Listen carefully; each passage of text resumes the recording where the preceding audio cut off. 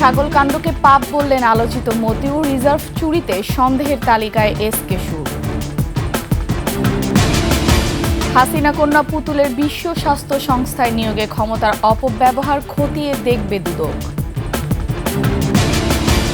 ফেব্রুয়ারির মাঝামাঝিতে সংস্কার নিয়ে সংলাপ সংশোধিত রিপোর্ট জমা দিতে বাড়ল সময়।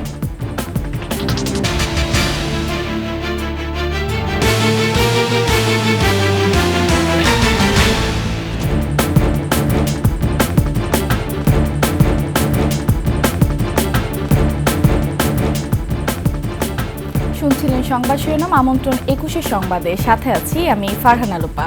দর্শক, ২১ টেলিভিশনের সংবাদ একসাথে সরাসরি দেখতে পাবেন আমাদের ফেসবুক পেজ www.facebook.com/2124 অনলাইনে। এছাড়া সাবস্ক্রাইব করতে পারেন www.youtube.com/@21 চ্যানেলে। ছাগলকাণ্ডে আলোচিত এনবিআরের সাবেক কর্মকর্তা মতিউর রহমানের ৩ দিনের রিমান্ড মঞ্জুর করেছেন আদালত। আর দুদকের মামলায় মতিউর রহমানের প্রথম স্ত্রী লায়লা কানিসকে কারাগারে পাঠিয়ে আগামী রোববার তার রিমান্ড শুনানির দিন ধার্য করা হয়। আদালতে মতিউর রহমান ছাগলকাণ্ডকে নিজের পাপ বলে উল্লেখ করেছেন। আরও জানাচ্ছেন মাহাতা মিনহাজ। বুধবার বিকেলে আদালতে আনা হয় এনবিআরের সাবেক কর্মকর্তা মতিউর রহমানকে।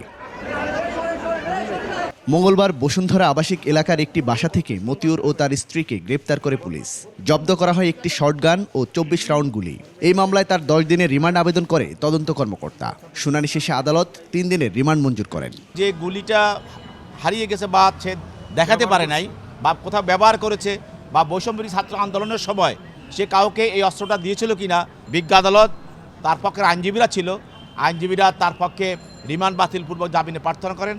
উভয় পক্ষের বক্তব্য শোনার পর বিজ্ঞ আদালত ৩ দিনের রিমান্ড মঞ্জুর করে তাকে তদন্তকারী কর্মকর্তার নিকট অধিকতর জিজ্ঞাসাবাদ করার জন্য হস্তান্তর করেন। মতিউর রহমান আদালতে বলেন, গোয়েন্দা সংস্থা তার ছেলেকে ব্যবহার করে ছাগলকাণ্ড ঘটায়। ডিজিএফআই যে ছাগলের কাণ্ড এইটা যে মেকিং করে তার এইটাই তার এই যে ছেলেটা যে ছাগলের ওখানে গেছে এইটাই তার পাপ, নচেত সে অনেক ভালো কাজ করছে। এদিকে দুদকের মামলায় দুপুরে আদালতে তোলা হয় মতিউর রহমানের প্রথম স্ত্রী সাবেক উপজেলা চেয়ারম্যান লায়লা কানিজকে। সে মামলায় ৭ দিনের রিমান্ড চাইলে তাকে কারাগারে পাঠিয়ে আগামী রোববার রিমান্ড শুনানির দিন ধার্য করেন আদালত। মাহতাব মিনহাজ, ২১ টেলিভিশন, ঢাকা। বাংলাদেশ ব্যাংকের রিজার্ভ চুরি ঘটনায় ঘোর সন্দেহের তালিকায় সাবেক ডেপুটি গভর্নর এসকে সুর চৌধুরী।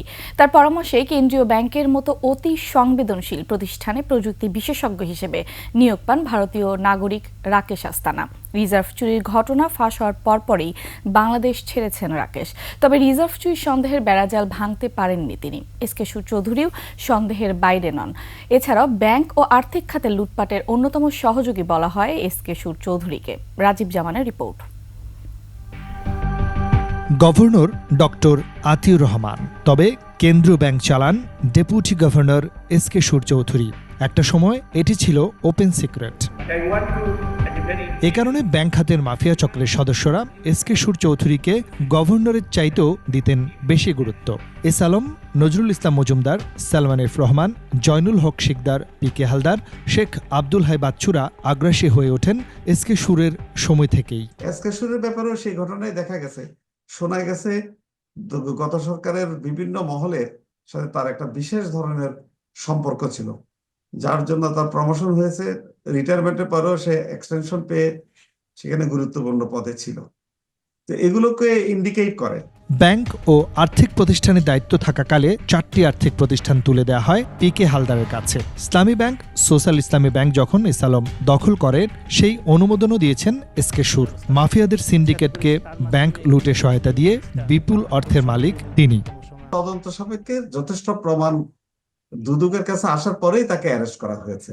এই ব্যাপারে বোধহয় আর কোনো সন্দেহের অবকাশ নেই। ২০১২ থেকে ২০১৮ সাল পর্যন্ত বাংলাদেশ ব্যাংকের ডেপুটি গভর্নর ছিলেন এসকে সুর চৌধুরী। তার মেয়াদেই ২০১৬ সালে হ্যাকিংয়ের মাধ্যমে বাংলাদেশ ব্যাংকের $৮১০ মিলিয়ন রিজার্ভ চুরি হয়। জনমনে ব্যাপক সন্দেহ রয়েছে হ্যাকিংয়ের ঘটনায় ভারতীয় নাগরিক কথিত প্রযুক্তিবিদ রাকেশ আস্তানা জড়িত থাকতে পারেন। এই রাকেশ আস্তানা হ্যাকিংয়ের কয়েক মাস আগে বাংলাদেশ ব্যাংকে নিয়োগ পান, আর তার নিয়োগে এসকে সুর চৌধুরীর প্রভাব ছিল। হ্যাকিং হওয়া থেকে শুরু করে এখন পর্যন্ত যতগুলো অপরাধের সাথে বাংলাদেশ ব্যাংকের কর্মকর্তারা জড়িত, সবগুলোতে তার নাম সবার শীর্ষে আসছে।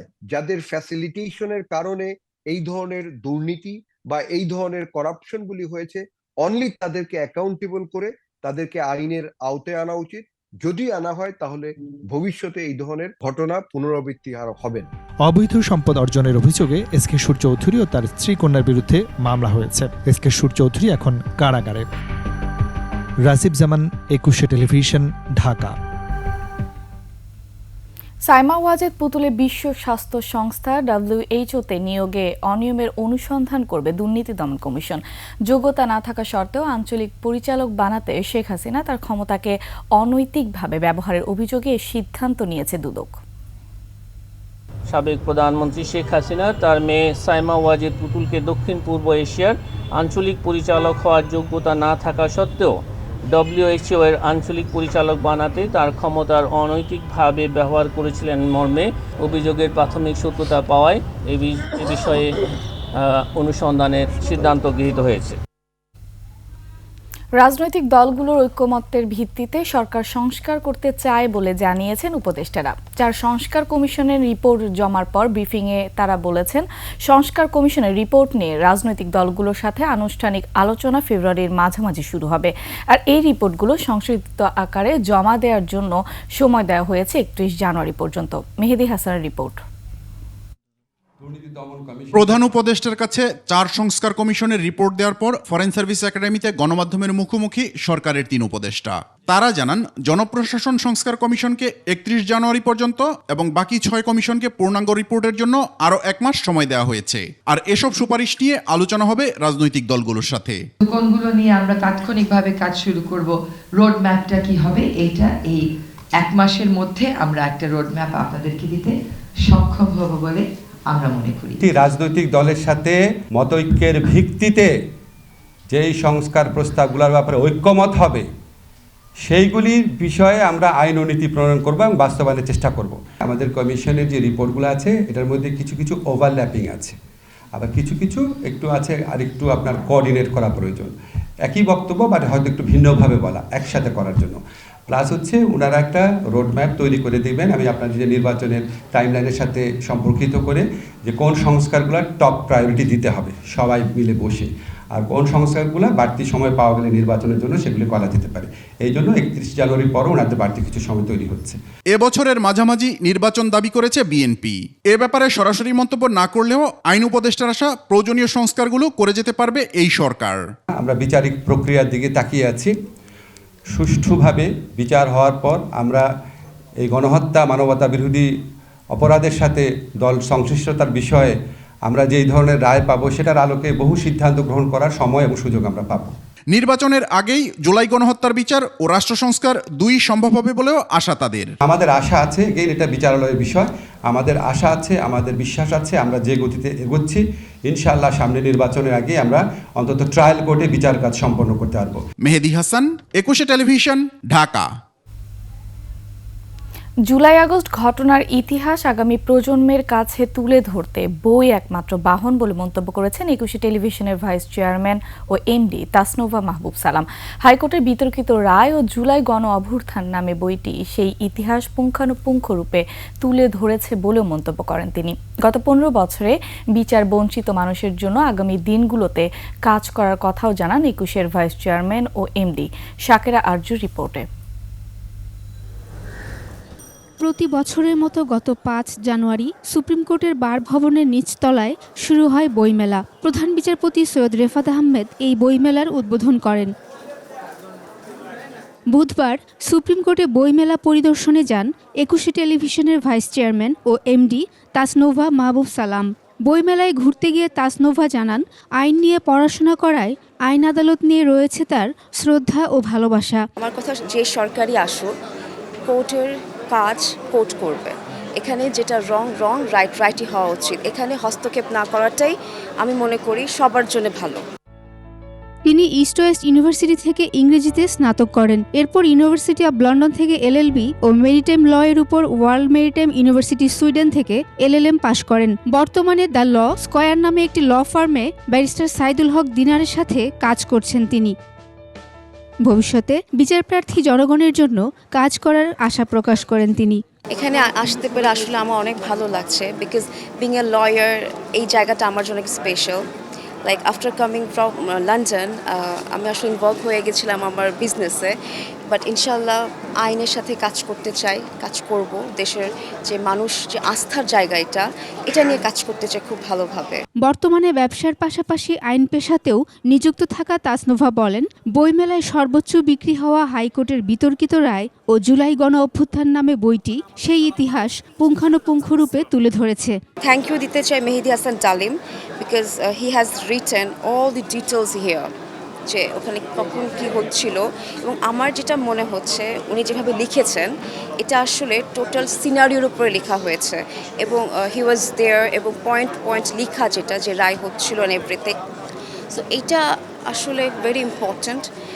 এই বইটা সবার পড়া উচিত, আমাদের জেনারেশন বলেন বা সামনে যারা আসবে সবার এটা জানতে হবে। বইটির লেখক জানান, একটি রায়কে কেন্দ্র করে ছোট আকারে শুরু হওয়া আন্দোলন কিভাবে গণ অভ্যুত্থানের রূপ নেয় তা ধারাবাহিকভাবে তুলে ধরেছেন তিনি। গণ অভ্যুত্থানের রূপ নিল সেই ধারাবাহিক কর্মসূচিগুলো এবং অন্দরমহলের অনেক চাঞ্চল্যকর ঘটনা, যেগুলো সাধারণত কোনো পত্রিকাতে আসেনি এবং কেউ জানেও না। আমি যেহেতু এই আদালতে অনেক দিন ধরে আমি কাভার করি, সেইখান থেকে আমি এই তথ্যগুলো তুলে এনেছি এই বইতে। বইমেলায় 32টি স্টলে জনস্বার্থ, বছরের গুরুত্বপূর্ণ রায়সহ বেশ কিছু বই রয়েছে যার সুবিধা নিতে পারে আইনজীবীরা। প্রতি মুহূর্তে যেই ঘটনা প্রবাহগুলো ঘটেছে সেগুলো সম্পর্কে বেশ কিছু বই এখানে দেখলাম, এবং আমার কাছে মনে হয় যে এই বিষয়গুলো তো অবশ্যই ঐতিহাসিক দলিল হয়ে থাকবে। বইমেলার বিক্রেতারাও জানান, বই কিনতে আইনজীবী ছাড়াও আসছেন অন্য পেশার মানুষজন। শাকেরা আরজু, একুশে টেলিভিশন, ঢাকা। বৃহস্পতিবার অন্তর্বর্তী সরকারের প্রধান উপদেষ্টা ডক্টর মোহাম্মদ ইউনূসের সাথে রাজনৈতিক দলগুলোর আলোচনার পর দ্রুত জুলাই ঘোষণাপত্র প্রকাশের দাবি জানিয়েছে বৈষম্য বিরোধী ছাত্র আন্দোলন ও জাতীয় নাগরিক কমিটি। বুধবার রাতে সংবাদ সম্মেলনে দেরি করলে কঠোর আন্দোলনেরও হুঁশিয়ারি দেন তারা। আগামীকাল বৈষম্য বিরোধী ছাত্র আন্দোলন ও জাতীয় নাগরিক কমিটির একটি প্রতিনিধি দল মাননীয় প্রধান উপদেষ্টার আহ্বানে সাক্ষাৎ করতে যাবেন। সেখানে দেশের অন্যান্য রাজনৈতিক দলের সঙ্গে আলোচনা হবে। আলোচনা শেষে অবিলম্বে প্রোক্লেমেশন ঘোষণা করার তারিখ ঘোষণা করতে হবে। কোনো প্রকারের কালক্ষেপণ ও গড়িমসি ছাত্র জনতা বরদাস্ত করবে না। কালক্ষেপণ হলে আমরা দ্রুতই সারা দেশের সর্বস্তরের ছাত্র জনতাকে সঙ্গে নিয়ে দুর্বার আন্দোলন গড়ে তুলব। এবার আভিভা ফিন্যান্স লিমিটেড বাণিজ্য সংবাদ।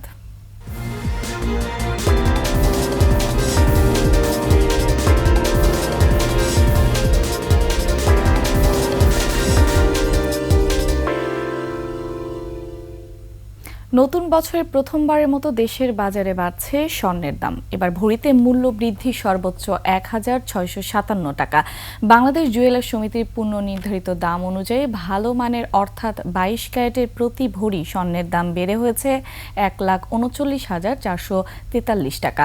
এছাড়া 21 ক্যারেটের প্রতি ভরি ১,৩৩,০৯৮ টাকা, 18 ক্যারেটের প্রতি ভরি ১,১৪,০৮৬ টাকা এবং সনাতন পদ্ধতির প্রতি ভরি স্বর্ণের দাম ৯৩,৬৭৪ টাকা নির্ধারণ করা হয়েছে।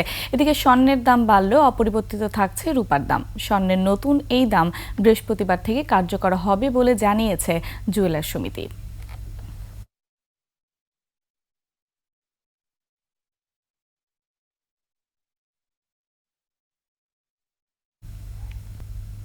শেষ করছে ২১শে সংবাদ। যাবার আগে সংবাদ শিরোনামগুলো আরও একবার।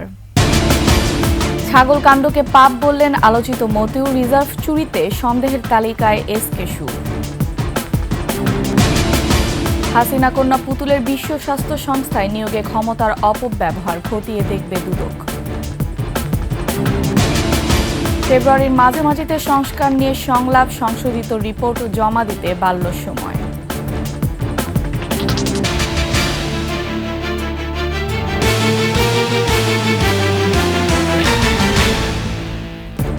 সর্বশেষ সংবাদ জানতে ডায়াল করুন 2021 নাম্বারে আর ভিজিট করুন 21-tv.com ওয়েবসাইটে। ফেসবুকে ভিজিট করতে পারেন www.facebook.com/2124 অনলাইনে। এছাড়া সাবস্ক্রাইব করতে পারেন www.youtube.com/@21etv চ্যানেলে। এতক্ষণ সঙ্গে থাকার জন্য ধন্যবাদ। পরবর্তী সংবাদ দেখার আমন্ত্রণ রইল। 21-এর সাথেই থাকুন।